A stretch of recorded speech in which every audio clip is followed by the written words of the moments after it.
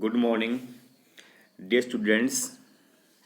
हमने पिछले वाले वीडियोज़ में ऊष्मागतिकी के अंतर्गत एंथैल्पी में परिवर्तन एवं आंतरिक ऊर्जा में परिवर्तन के बारे में अध्ययन किया था।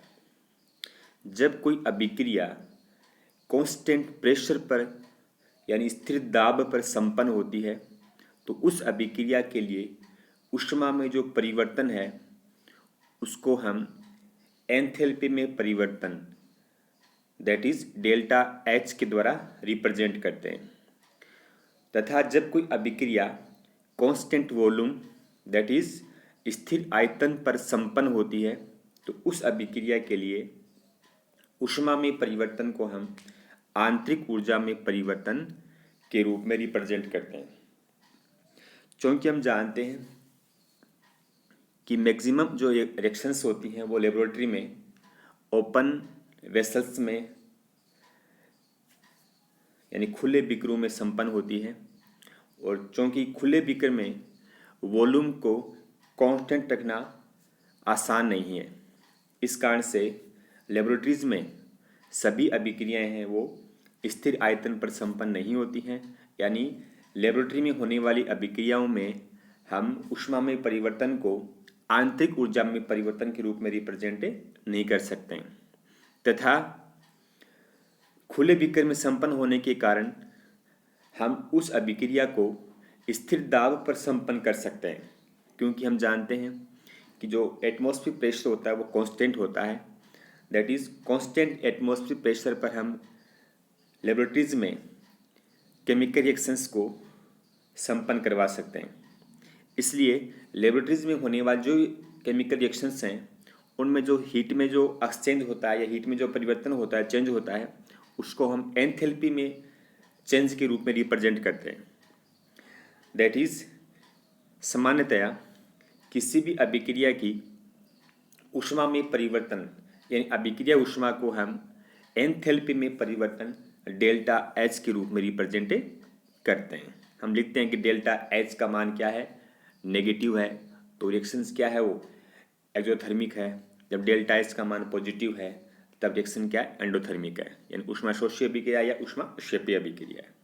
ओके, आज के इस वीडियो में हम तापमान के साथ अभिक्रिया की एंथैल्पी में परिवर्तन के बारे में अध्ययन करेंगे, यानी variation of enthalpy of A reaction with temperature. इस चेंज के को किरचॉफ ने एक इक्वेशन द्वारा रिप्रेजेंट किया था जिसको हम किरचॉफ इक्वेशन कहते हैं। वो इक्वेशन क्या थी कि जब स्थिर दाब पर तापमान के साथ एक अभिक्रिया की एंथैल्पी में परिवर्तन किया जाता है तो एंथैल्पी में वह परिवर्तन वो कांस्टेंट प्रेशर पर हीट कैपेसिटी में चेंज के इक्वल होता है और इसी इक्वेशन को ही किरचॉफ इक्वेशन कहा जाता है। दैट इज डेल्टा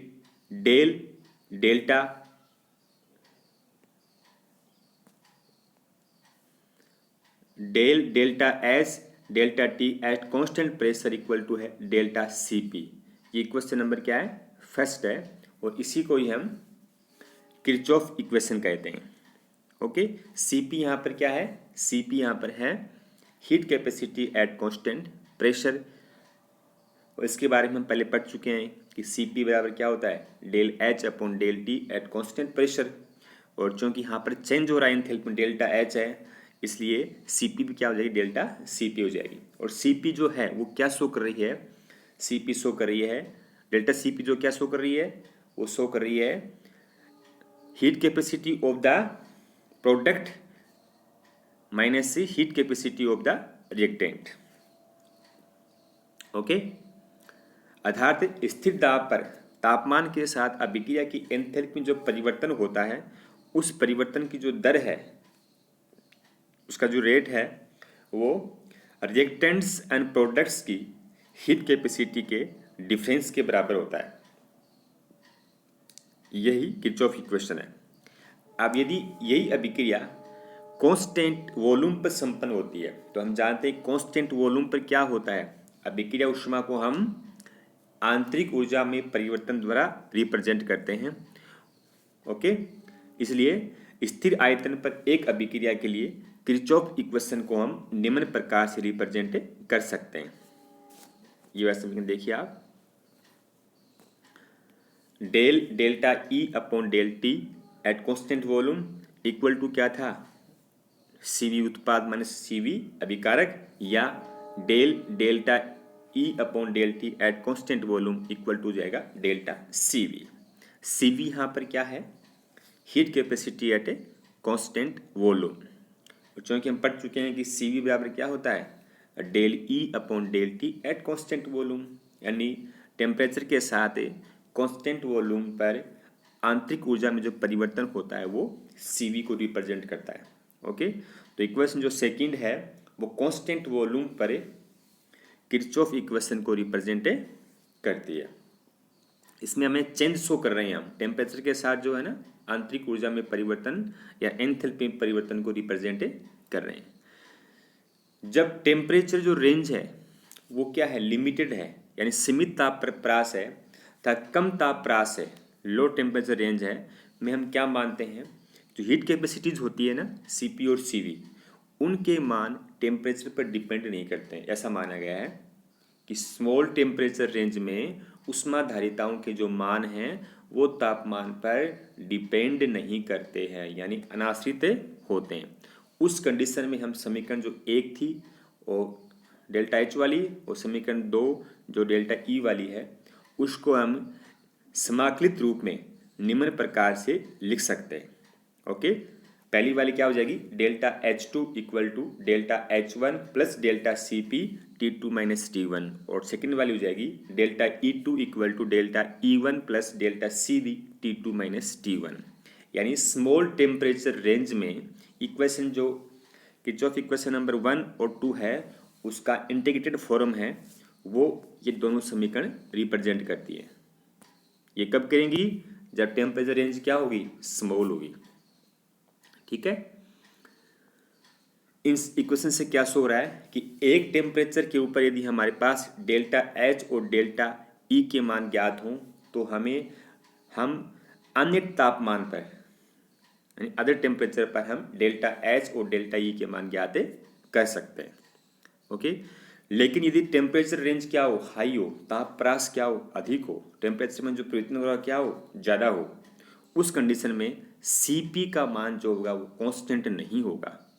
ताप के असीमित प्रास में Cp के ताप के साथ परिवर्तन को हम निम्न समीकरण द्वारा रिप्रेजेंट करते हैं। यानी Cp का जो मान है, टेम्परेचर रेंज क्या है, हाई है, ठीक है ना, उस कंडीशन में हम Cp के मान को निम्नलिखित समीकरण द्वारा रिप्रेजेंट करते हैं।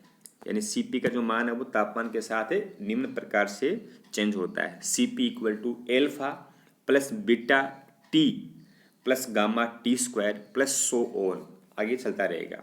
यहाँ पर जो एल्फा बीटा गामा है ये कांस्टेंट हैं जो कि पदार्थ की प्रकृति पर डिपेंड करते हैं, नेचर ऑफ द सब्सटेंस पर डिपेंड करते हैं। जब इसको हम इस इक्वेशन को चेंज यानी डेल्टा सी पी रूप में लिखेंगे तो क्या बन जाएगी, वो ये बन जाएगी delta C P equal to हो जाएगी delta alpha plus delta beta T plus delta gamma T square plus so on. Okay, इस इक्वेशन को हम ये जो मान लिखा है हमने इसको हम इस समीकरण में पुटअप कर देंगे, इस वाली में।